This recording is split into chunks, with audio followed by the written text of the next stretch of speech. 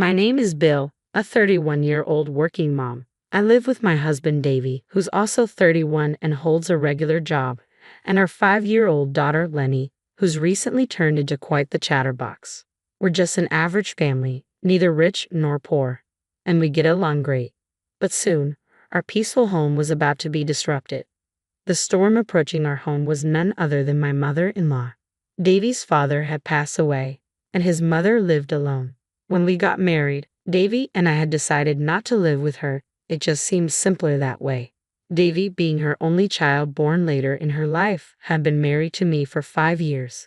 His mother-in-law was now getting older, and living alone at her age could be tough and even dangerous. Davy would visit her when he could, but it seemed she was struggling. Seeing my husband trying so hard on his own, I made a decision. If Davy was doing his best, how could I not support him as his wife? So, I gathered my courage and suggested to Davy that we should all live together. He looked surprised and asked, "Are you sure?" Truthfully, I wasn't thrilled about the idea, but I felt something needed to change. Balancing housework, childcare, and my part-time job was already a challenge, and if anything happened to mother-in-law, Davy would be the one to handle it. After discussing these important matters, we began living together. On a spring day with cherry blossoms falling, mother-in-law arrived at our home with tears in her eyes. I had thought living with such a humble woman would be smooth sailing, but I was mistaken. Initially reserved, as days passed, her true colors began to show. She started to torment me. "Bill, this dish is too salty. Can you make it lighter?" When I did, she'd criticize, "Why is it so bland? Are you mocking the elderly? How rude." And that was just the beginning. "Please hand wash all my clothes. They'll get ruined in the machine. They're all expensive, you know," she demanded. When I suggested dry cleaning, she retorted, "That's wasteful. You've lived comfortably thanks to my son, so stop wasting money and start saving." Clearly, she was just trying to annoy me. And that was just the beginner's level. Intermediate level torment went like this. "Bill, are you wearing makeup? It won't help. You're too plain." She'd comment on my appearance despite spending over 2 hours on her own makeup each morning, looking like a different person without it. I respect her desire to look beautiful, but isn't her foundation a bit too pale? I think to myself. What was worse, she threw away my precious makeup set. Nonchalantly, she said, "Makeup won't help you. It's a waste of money. Live without it. I the most thoughtful family member. You should be grateful." This relentless torment only occurred when we were alone, always waiting for moments when my husband was away and our daughter was at kindergarten. I didn't want to speak negatively about her to my husband, since she's his mother, but I wished he would listen. After much consideration, I hinted at my frustrations, but it seemed to have little effect. "I'll talk to Mom," he said, attempting to address the situation. However, mother-in-law would cry, claiming I was making things up. At one point, he even accused me of trying to deceive him. Feeling increasingly powerless, I remembered the saying, "Seeing is believing." Deciding to secretly record my interactions with my mother-in-law, I carefully placed the camera. As I pondered this, the torment from my mother-in-law escalated to an advanced level. We had moved in with her in spring, and as summer faded into autumn, one winter day arrived. My husband was away on a business trip, and our daughter was staying with my parents. It was snowing heavily outside. Normally, I would bike to my part-time job, but due to the weather, I walked and returned in the evening. Upon arriving home, I usually cleaned, did laundry, and prepared dinner. However, on this cold winter night with heavy snowfall, hand-washing delicate laundry wasn't ideal. Nevertheless, mother-in-law cheerfully handed me her laundry. "Here's today's laundry. They're delicate, so be sure to hand-wash them," she emphasized, knowing it would irritate me. "I'll wash them with warm water," I started. "No, you can't. The colors will fade and it'll damage them." "Absolutely wash them with cold water," she insisted. Frustrated by her unreasonable demand, I snapped, "This is ridiculous. Why should I hand wash with cold water on such a cold day? If they're that precious, wash them yourself. How dare you expect me to wash with cold water on a day like this?" Mother-in-law stared at me, her face reddening with anger, but I didn't back down. "Why don't you go outside, mother-in-law? You've been indoors all day and probably don't realize how cold and snowy it is. How dare you suggest sending an elderly woman out in this cold?" she retorted. "What kind of daughter-in-law are you? What kind of mother-in-law asks for cold hand washing on a day like this?" I was ready to confront her fully. I feel bad for my husband, but if we're going to live together, I can't always play the good daughter-in-law, I thought to myself, glaring back at her. Unexpectedly, mother-in-law grabbed my hand, and before I could react, she pushed me out the front door. As I stood shocked, she locked the door behind me. You're not the kind of daughter-in-law I want. Get out. This is my house. You should be the one leaving, she shouted through the door, ignoring my protests. No matter how much, I banged on the door, but there was no response. I was in a bind. I wasn't wearing a coat and didn't have my house keys. Luckily, I had my cell phone in my pocket. I tried calling the house and I could hear the ringtone from the other side of the door, but mother-in-law didn't answer.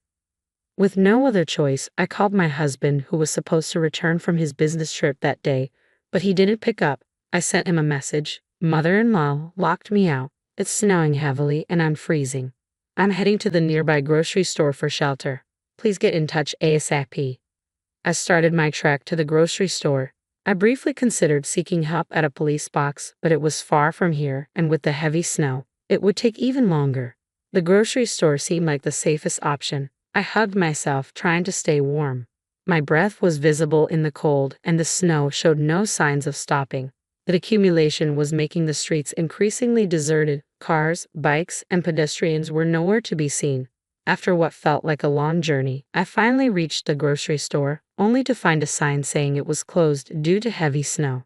Disheartened, I realized my only option now was the police box. I wondered how long it would take to walk there in the snow, feeling increasingly desperate. I pressed on, but I could no longer feel my fingers or toes. Checking the time on my phone, an hour had passed since I was locked out. I tried calling home again, but mother-in-law still didn't answer. As I walked through the transformed cityscape, heading for the police box, I suddenly heard a cry for help. Help! I stopped in my tracks. I was near a bridge over a river. I strained my ears and heard it again. Help me! Hurrying towards the sound, I looked down from the bridge. There, in the not-so-deep river, was a woman who had fallen and was calling for assistance. I rushed down the river bank to her. The icy water stung my feet, and the cold was so intense it felt painful, but I managed to reach her. Are you okay? I can't move, it's so cold, she replied weakly. Hang in there, I reassured her, trying to keep calm despite the freezing conditions. The arrival of help seemed to relax her momentarily. She leaned against me and then suddenly lost consciousness. What do I do? This is bad, I muttered to myself. I couldn't feel my hands or feet properly, and they wouldn't move as I wanted them to. Someone help, I shouted desperately, but my cries echoed in vain. I thought it was all over. Then I heard a man's voice. Hey, are you okay? My husband's face came into view, rushing towards me with a panicked expression. I blacked out. When I woke up, I found myself staring at a white ceiling. Bill, are you awake? My husband asked, looking down at me with concern. I realized I was in a hospital. Apparently, he had pulled both the lady and me out of the river and called an ambulance. It had happened yesterday, and I had been asleep ever since. How was your trip? I managed to ask. It went well. I couldn't answer when you called because I was on the bus. I tried calling back when I got to the bus stop, but you didn't pick up. There were no taxis running, so I ran home. I just happened to see you going into the river. What luck! I thought you had jumped in, but it seems it was the lady. According to my husband, the lady that tried to help had jumped into the river in despair. The cold water had shocked her back to reality, and she'd attempted to get out but couldn't move due to the cold. If we had found her any later, it might have been too late.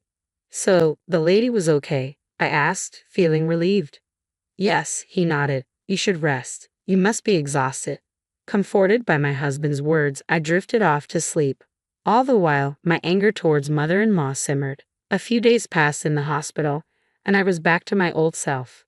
Standing in front of my home after so long, I froze. Mother-in-law hadn't visited me once while I was hospitalized. Of course, there was no apology. She had locked me out on a snowy night, nearly causing my death. Honestly, I couldn't bear to live with her any longer. Feeling dejected, I opened the front door and stepped outside. To my surprise, mother-in-law was there, deeply apologizing. Belle, I'm so sorry, she said earnestly. What's going on, mother-in-law? I was taken aback by her unexpected apology. I never imagined something like that would happen. I truly regret locking you out. Please forgive me, she pleaded. I was speechless. This was truly unexpected. Mother-in-law continued. I never thought I would say this, but I'm sorry. Suspicious thoughts raced through my mind. Mother-in-law, who had always been aggressive towards me, who had locked me out in the snow. Could this be genuine? What will you do if I don't forgive you? I asked, narrowing my eyes at her. Mother-in-law's hand twitched slightly. I was freezing out there, you know. If my husband hadn't come, who knows what would have happened? Anyone would know what happens if you lock someone out in a snowstorm. If you didn't, does that mean you're not normal? I added sarcastically. Mother-in-law's face turned bright red. What did you just say? You think you can take advantage when someone's being nice? Don't get too cocky. My son said he'd end our living arrangement if I didn't apologize, so I did it. Now that I've apologized, let's forget about the whole locking out incident. Now get back to your chores, she said, her tone shifting abruptly. She had taken the bait so easily. My suspicions only deepened. I smirked, seeing right through mother-in-law's facade. Her remorse was all a lie. People don't change that easily, especially not someone like her. But just as I suspected, she began her antics again. Make sure you hand wash my clothes with warm water, she insisted. Are you still on about that? I retorted, exasperated by her ongoing demands. Only cook what I like. If it's not tasty, I'll throw it away. This is hopeless, absolutely hopeless, I muttered to myself, feeling resigned. She's beyond redemption. I sighed heavily and turned around. Saying all this, my husband, who had been standing nearby out of mother-in-law's sight, spoke up. Davy, her beloved son. What about work? Mother-in-law noticed him and turned towards him. I took the day off to be with Bill, he explained calmly. But Mom, you hadn't changed at all. Davy continued firmly. No, I was just joking, mother-in-law hastily interjected, trying to backtrack. It's not funny at all, Davy said sternly. I told you to genuinely apologize to Belle and never do such things again. But I did apologize, mother-in-law insisted defensively. You were about to revert to your mean self. That was just a joke, Davy countered. That's why it's not funny. I had warned my husband to keep his distance, but mother-in-law's reaction was as expected, if not more dramatic. She desperately tried to justify herself, but I couldn't help laughing. Belle, what's so funny? Mother-in-law asked, puzzled by my reaction. On the other hand, Mom, I'm talking now. Listen to me, Davy asserted calmly. I'm sorry. Even mother-in-law couldn't ignore her beloved son's words. Tearfully she listened as he continued his lecture. Why would you be mean to Belle when she agreed to live with us out of concern for you? I might have gone a bit overboard earlier, but I've never harassed her. I commented on the food's taste, but I just wanted her to know my preferences. I had asked for my clothes to be dry cleaned, but Belle insisted it was a waste and would hand wash them instead. Mother-in-law continued to complain, adding that Belle had thrown away her cosmetics right in front of her. She seemed intent on shifting blame away from herself. Unable to tolerate her denial any longer, I pulled out my phone and played a recording. Today's laundry, it's expensive, so definitely hand wash it. Mother-in-law's voice echoed clearly through the room. She screamed and tried to grab my phone, but I dodged her and continued playing. Definitely wash it with water. You're not the kind of daughter-in-law I want. Get out. The sound of her dragging me out and slamming the door, ignoring my pleas, was all recorded. Every violent action she had taken that day was captured on my phone. I had been secretly recording our conversations for some time now, ensuring I had evidence whenever I interacted with her. Any rebuttal? My husband asked calmly, confronting his mother. Mother-in-law was left speechless, unable to defend herself. Is there anything else to say? I intervened. Yes, this is the end. You've trampled all my feelings of wanting to care for you. I want you to leave. I'm cutting ties. You can live on your own. We won't contact you again. Even if you reach out, we'll ignore it and won't meet. You sold the family home, right? You should have all that money, plus with your pension, you should be fine. We won't help. But wait, Davy. Are you abandoning me? Betraying your only family? Mother-in-law pleaded desperately. You're the one who betrayed us. My husband's voice was firm, leaving mother-in-law sitting there, speechless and defeated. The only sound in the room was the dripping of melted snow from the roof. From that moment on, things moved swiftly. While mother-in-law sat there, lifeless, my husband and I packed her belongings. Her hometown was a 2-hour train ride from our place. She had distant relatives there, but she had been estranged from them for so long that no one would probably care now. She rarely went out when she lived with us, so she likely didn't have any friends. But now, it didn't matter. Bye, Grandma. My daughter waved at mother-in-law, her cheerful gesture devoid of any sadness. Finally, mother-in-law broke down into tears as the taxi carrying her drove off, leaving behind her sobs. I felt nothing as I watched her leave. It was her own doing. With that thought in mind, I entered our home, feeling refreshed. Time passed, and rumor said mother-in-law lived alone in an apartment. We still received calls from her, so she must be alive, but we never met or spoke to her, just as we promised. She would probably live a lonely life, having destroyed the happiness she could have had. While listening to the washing machine, I served tea to an unexpected guest, an elderly woman, the very same lady I had saved on that snowy day. She had been living a lonely life filled with despair, but the cold river water that day had made her want to live a bit longer. My son offered to live with me. That's wonderful.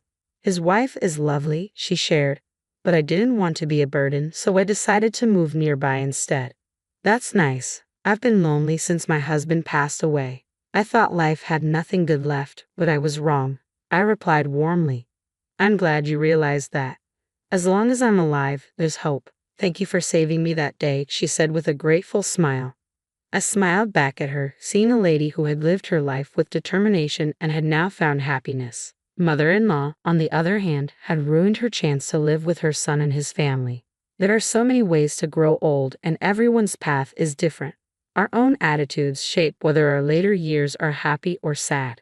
Seeing these two elderly women, I had a clearer idea of the kind of future I wanted to ensure, a happy future protecting the peaceful days I have now. I reminded myself of the path I should take.